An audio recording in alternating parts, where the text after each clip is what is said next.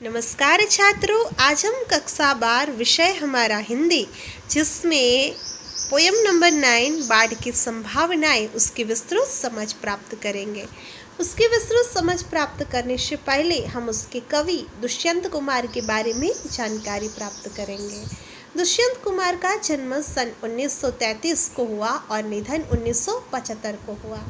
दुष्यंत कुमार का जन्म राजापुर नवाब जिला बिजनौर उत्तर प्रदेश में हुआ था। उनकी उच्च शिक्षा इलाहाबाद में हुई। सरकारी नौकरी तथा कृषि उनका मुख्य व्यवसाय रहा।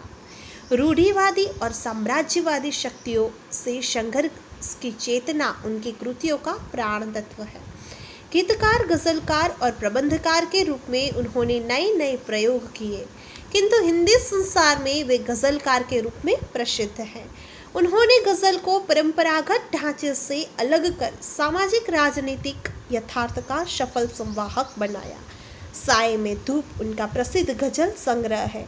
एक कंठ विषयाई, जलते हुए वन का वसंत और सूर्य का स्वागत उनकी अन्य प्रसिद्ध कृतियां हैं। छोटे छोटे सवाल तथा आंगन में एक वृक्ष उनका प्रसिद्ध उपन्यास है। तो ये बात हुई दुष्यंत कुमार के बारे में। इसके बाद हम काव्य है उसकी विस्तृत समझ प्राप्त करते हैं। पहली लाइन है, बाढ़ की संभावनाएं सामने हैं और नदियों के किनारे घर बने हैं। बाढ़ का अर्थ होता है सैलाब, संभावना यानी कि गुंजाइश, नदी यानी कि सरिता, किनारा यानी कि तट और घर का अर्थ होता है निवास। कवि कहते हैं कि नदियों में बाढ़ आने की संभावना हमेशा बनी रहती है, उससे भारी विनाश हो सकता है, पर नदियों के किनारे ही लोगों के घर बने हैं। फिर भी लोग वहां अपने घरों में निश्चित होकर रहते हैं। वे कहना चाहते हैं कि बाढ़ की जो संभावना है प्राकृतिक आपदा है। प्राकृतिक आपदा से डरकर कोई अपना घर बार क्यों छोड़कर चला जाए। फिर कवि कहते हैं आगे, चीड़ वन में आंधियों की बात मत कर, इन दरख्तों के बहुत नाजुक तने हैं। चीड़ का अर्थ होता है पर्वतीय प्रदेश में उगने वाला ऊंचा पेड़। वन का अर्थ होता है जंगल। आंधी यानी कि धूल भरी तूफानी हवाओं का चलना। दरख्त का अर्थ होता है पेड़।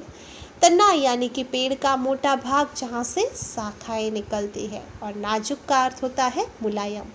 कवि कहते हैं कि चीड़ के वृक्षों के तने बहुत नाजुक होते हैं, इतने कि तेज हवा चलने पर भी उनके टूटकर गिर जाने का अंदेशा होता है। इसलिए चीड़ के वनों में आंधियों की तो बात ही नहीं की जा सकती है। आंधियों से चलने पर चीड़ के सारे वृक्ष हैं वो धराशायी हो जाएंगे। इसके आगे कवि कहते हैं, इस तरह टूटे हुए चेहरे नहीं हैं जिस तरह टूटे हुए आईने हैं। चेहरे का अर्थ होता है मुख और आईने का अर्थ होता है दर्पण। कवि कहते हैं कि लोगों में हताशा है, पर वे पस्त नहीं है जिस तरह टूटे हुए आईने होते हैं। जैसे आईना टूट जाता है तो उसके टुकड़े टुकड़े हो जाते हैं। यहाँ लोगों हैं, उनमें तो अभी भी कुछ कर गुजरने की शक्ति भी शेष रहती है। आगे कवि कहते हैं, आपके कालीन देखेंगे किसी दिन, इस समय तो पाँव कीचड़ में सने हैं।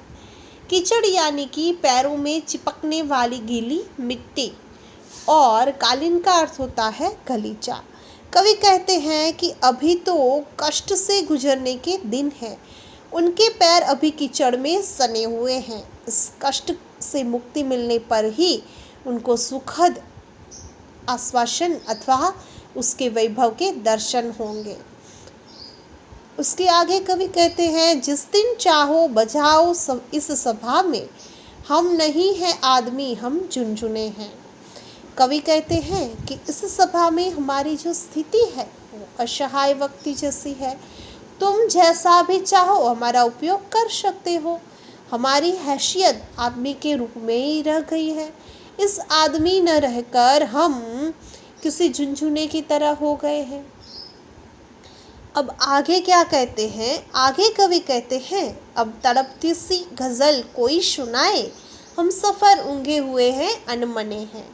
तड़पती सी मतलब बेचैन कर देने वाली, अनमने यानी कि उदास, हम सफ़र यानी कि साथ साथ सफ़र करने वाला ऊँघे हुए यानी कि सोए हुए हैं। तो कवि कहते हैं कि हमारे साथ चलने वाले लोग अर्धनिद्रा की हालत में हैं और उन पर उदासी है वो छाई हुई है।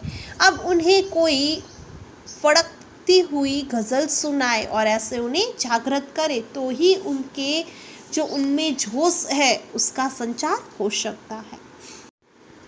तो इस प्रकार काव्य में दिया गया है कि कवि के साथ चलने वाले जो लोग हैं वो अर्धनिद्रा की स्थिति में हैं।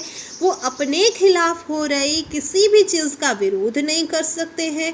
कवि उनमें नवीन चेतना और जागृति लाना चाहते हैं, वह उन्हें जीवंत बनाना चाहते हैं। तो अगर आपको पूछा जाता है कि बाढ़ की संभावनाएं गज़ल का केंद्रीय भाव अपने शब्दों में लिखिए, तो आप अपने शब्दों में कैसे लिखेंगे?